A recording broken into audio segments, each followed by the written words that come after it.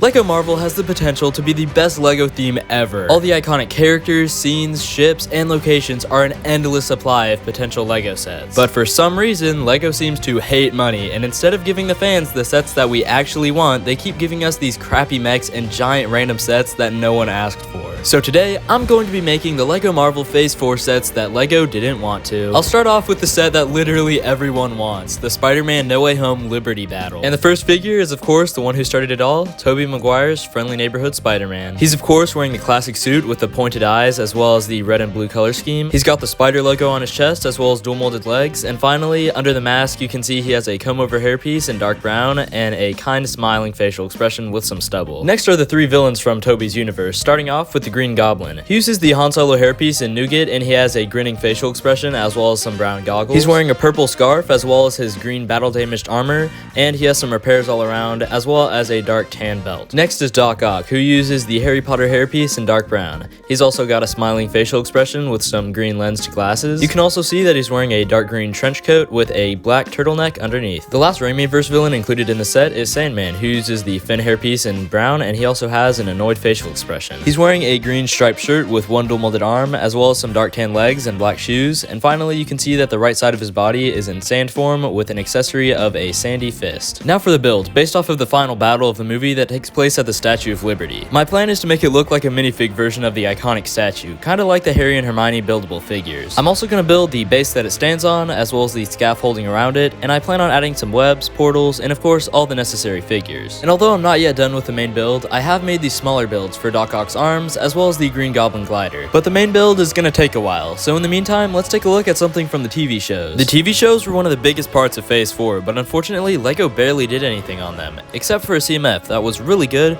but only represented 4 of the shows. So to fix that, I've made a Series 2 with figures from every live-action show, starting off with WandaVision. The figure that I've decided to include from WandaVision is AGATHA Harkness, who you'd think would be a no-brainer to include in the first one because she was the main villain of WandaVision, but apparently not. Anyway, she uses the Dana Barrett hairpiece in dark brown, and she has an annoyed facial expression. She's wearing a raggedy purple cape, and she has purple robes printed onto her torso and dress, and finally, her accessory is the Darkhold. Next is a figure from Falcon and the Winter Soldier, and much like WandaVision, LEGO for some reason decided not to include the main villain of the show. So to fix that, here's John Walker. He uses the Superman hairpiece in nougat, and he has a grinning facial expression with some stubble. His outfit is red and blue, and he has some straps all around, as well as the new Captain America logo on the right side of his chest. And his accessories are the shield and a gun. The last of the figures from shows that were included in the original CMF is He Who Remains, who's an understandable exclusion from the original CMF, but he still would have been cool to see. He Who Remains uses the Finn hairpiece in black, and he has a puzzled grin on his bearded face. He also wears some purple robes, and he has some olive green pants, and finally, his accessory is a green apple. Now, on to the next set, and I'm just gonna say it, Shang-Chi was my personal favorite movie in all of Phase 4. The fights, the characters, the villains, everything, I just absolutely love this movie, but I personally also think that the LEGO sets did not do it justice at all, especially when it came to the figures. So I did the only logical thing and made my own custom set. And the first figure in this set is of course Shang-Chi himself. He uses the Captain America hairpiece in black, and he has a grinning facial expression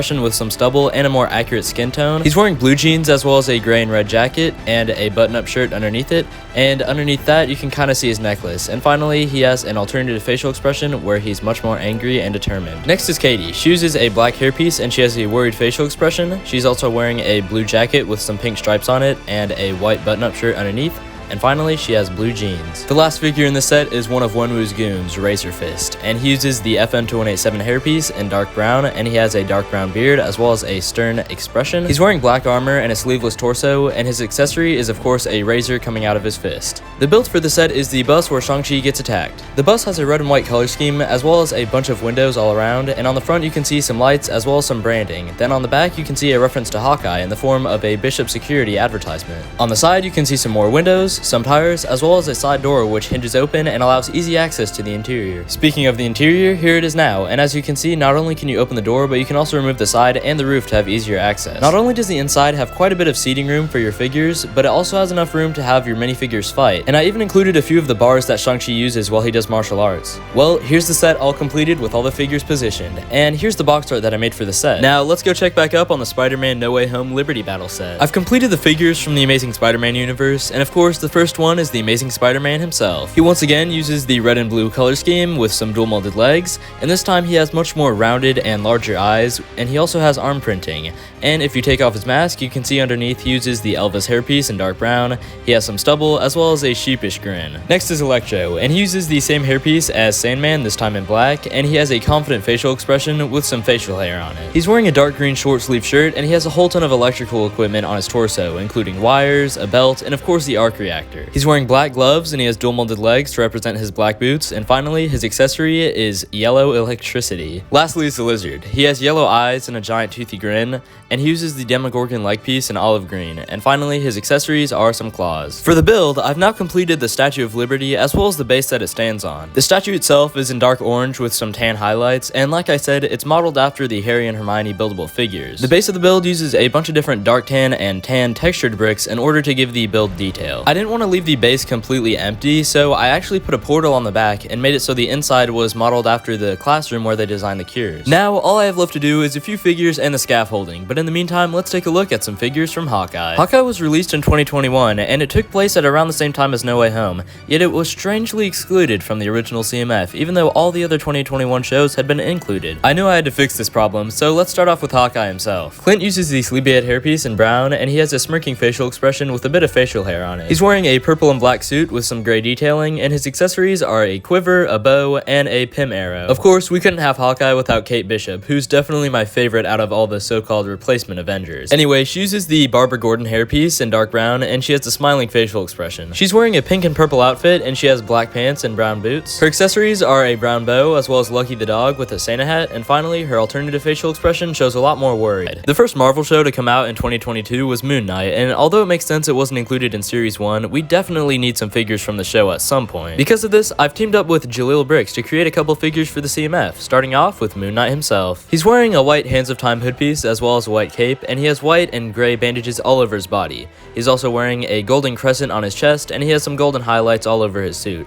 And finally, his accessory is a golden crescent-shaped weapon. The other figure we decided on including is Mr. Knight. He has a white hood, as well as a white suit and white shoes. He also has dual molded arms and white gloves, and finally, his accessories are his gray batons. Huge thank you to Jaleel for helping me out with these figures, and make sure to check him out after this video. I should have his link in the description. Anyway, I've now finally finished the Liberty Battle set, and of course, we're going to first start off with taking a look at some of the figures, this time from the MCU universe, starting off with Doctor Strange. He uses the Dog Trainer hairpiece in dark brown, and he has a dark brown goatee as well as a smile on his face. He's wearing some dark blue robes, as well as the Eye of Agamotto around his neck, and he uses a recolor of the Cloak of Levitation, this time in a much more accurate dark red. He uses dual molded legs, and he has an alternative, much more worried facial expression. Next is MJ. She has dark brown hair and a confident smile, as well as a purple striped sweater. She's also wearing gray pants with black shoes, and her alternative face is much more fearful. The last figure in the set is of course Tom Holland's Spider-Man. He's wearing the integrated suit, which has a black, red, and gold color scheme, which is most prominently seen with the golden spider on his chest, and you can see underneath his mask is the Dog Trainer hairpiece in dark brown, as well as a smiling facial expression and an alternative battle damaged one. So here are all three Spider-Men together, and I even tried to recreate the scene where all three Spider-Men land atop Lady Liberty's head. And yes, I do know you can't actually position Lego figures like this, but I still think it looks really cool. Anyway, the remaining part of the build is, like I mentioned earlier, the scaffolding. There are 4 main sections, so let's take a look at each of them individually. The first section is the second tallest one, and it has a large white web with Electro's cure attached to it. The next one is the shortest one, and it has a small red toolbox as well as one of Doctor Strange's portals. The next section of scaffolding contains 2 cures. One is all webbed up, and this one is for SANDMAN, and then on the level above it you can see the cure for the Green Goblin. The last section is the tallest, and on the first level you can see the cure for the Lizard, then 2 levels above it you can see a small trapdoor play feature allowing you to recreate Andrew's redemption. So here's the set all together, and here's the box art that I made. It's now been a year since the release of No Way Home, so there's no reason for LEGO not to do this set, because there's absolutely no denying that it would sell incredibly well. Regardless, that's all I have for this set. Moving on. Anyway, you guys know the drill, so for Miss Marvel, we obviously have the titular character herself, once again designed by TommyCBricks. She uses the Hermione hairpiece in black, and she has a smiling facial expression with a mask on. She has an incredibly detailed torso with some scarves, as well as a lightning bolt design.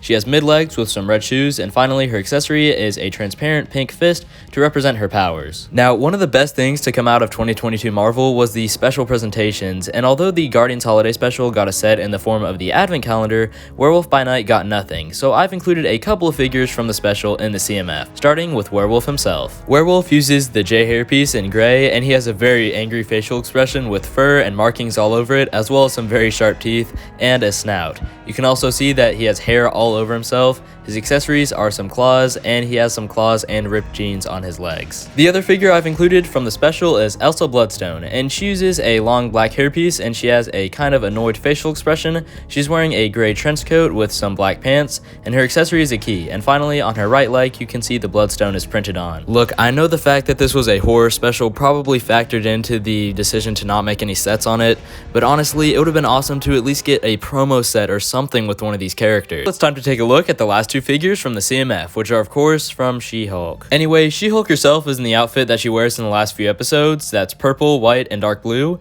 and she has dual molded arms and legs. Her skin is green, and she has a smiling facial expression, and she uses the Hermione hairpiece in black. And finally, her accessory is a green super lawyer bench. The last figure in the CMF is Daredevil, and as you can see, he's in his yellow and red outfit. He uses the Black Panther ears piece turned around in yellow to represent his helmet, and you can see that he has a smiling facial expression with some stubble. You can see that he has some brown highlights on his torso, as well as a brown belt and brown boots and gloves. If you look at his arms, you'll see that they're yellow with some red armor, and finally, you can see that his accessories are his red batons. Well, now that we've looked at the entire CMF, here are all the figures together, and here's the packaging that I made. Finally, we've made it to the last set, and because it's almost Christmas and the Guardians are always great, this last set is based off of the Guardians of the Galaxy Holiday Special. Specifically, it's based off of the Nowhere celebration, because it includes all the characters, and it seems like Nowhere is going to be the Guardians' new base, so it'd be awesome to get a set based off of it. But to start, we're going to take a look at the figures. And the first character is Mantis, and she actually has a new hairpiece, not only because TommyCBricks doesn't have the Mantis hairpiece, but because I wanted to include the headband with the Christmas trees that she wears. Anyway, in addition to that, she's wearing a festive bright green sweater as well as her normal outfit underneath, and she has a very happy grin. Next is Drax, and he's laughing, and he's got red tattoos all over his arms and on his face. He's also wearing a brown vest with a dark blue hood, and he has some dual molded legs to represent his boots, and finally his accessory is a bag of Zarg nuts. After that is Star-Lord, and he once again uses the Superman hairpiece just like he does in the Guardians ship set. He's got a very happy facial expression, and he's wearing a dark red jacket with a dark blue shirt underneath. He's got dual molded legs, and his accessories are his blasters. Next is probably the most underrated Guardian of the Galaxy, Nebula, and she's got blue skin with a purple stripe down the middle of her face. She's also got a very serious expression and dual molded arms, as well as a brown Ravager outfit on. And finally, she has a very festive red ribbon on the right side of her torso. After that is Cosmo, probably one of the hardest characters I've ever had to design, but overall, I think he looks pretty good. He's of course in his white space outfit with some red highlights, and he has a very happy facial expression. Finally, the last character in the set is the legendary Kevin Bacon. He uses the Captain America hairpiece in gray, and he has a smiling facial expression with a bit of stubble. He's also wearing a very festive vest. He has dual molded arms, and his accessory is his guitar. So like I mentioned earlier, the build for this set is the Christmas celebration on Nowhere, so let's take a closer look. In the very middle is the area where the band played, and as you can see, Drax is at a small drum set that I made, and Kevin Bacon is of course singing and playing his guitar. On the left is a small gray house with some Christmas lights on the side, as well as a wreath above a dark orange door, which slides open, leading onto the interior where Drax can be seen in front of a small table with some Zarg nuts on it, and then there's also a small brown shelf in the back. Then on the right is a small shop where you can actually see Cosmos in front of it lifting some panels like he was at the beginning of the special. Then on the inside of the shop, there's a chair on the left as well as a weapons rack on the right. Right above that is a Christmas tree with some presents around it, as well as a chair and a table next to it. Then to the other side is a bridge that leads to the left side, where there's a small home that has a couch inside with some packages on the floor. So once again, here's the set all together, and here's the box art that I made for the set. But anyway, that's about all I have for you guys today. Have a very Merry Christmas, and as always, go build something awesome.